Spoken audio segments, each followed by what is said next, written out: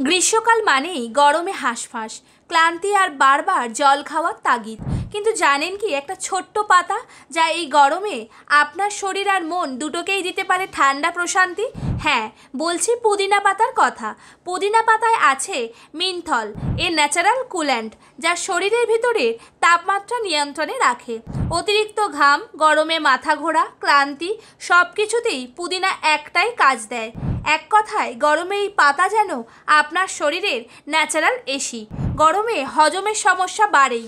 এ সময় পুদিনা পাচনতন্ত্রকে করে সক্রিয়, অ্যাসিডিটি কমায় আর হজমের দারুণ সাহায্য করে।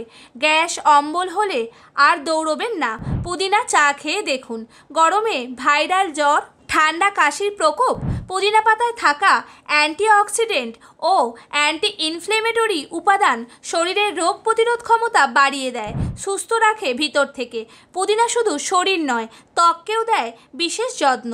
রক্ত পরিশোধন করে, ব্রণ ও দাগ কমায়, ত্বককে রাখে ঠান্ডা ও উজ্জ্বল। তাই স্কিন কেয়ারেও ব্যবহার করুন পুদিনা পাতা। গরমে পুদিনা দিয়ে তৈরি পানীয় যেমন পুদিনার শরবত, লেবু ও পুদিনা মিশিয়ে ডিটক্স ওয়াটার, অথবা পুদিনার চা শরীরকে সতেজ করে তোলে।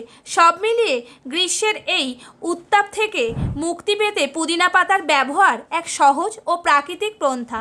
ভিডিও ভালো লাগলে লাইক দিয়ে দিন আর শেয়ার করুন এই পুদিনার জাদু আপনার বন্ধুদের সঙ্গে। সবসময় থাকুন সুস্থ, থাকুন ফ্রেশ।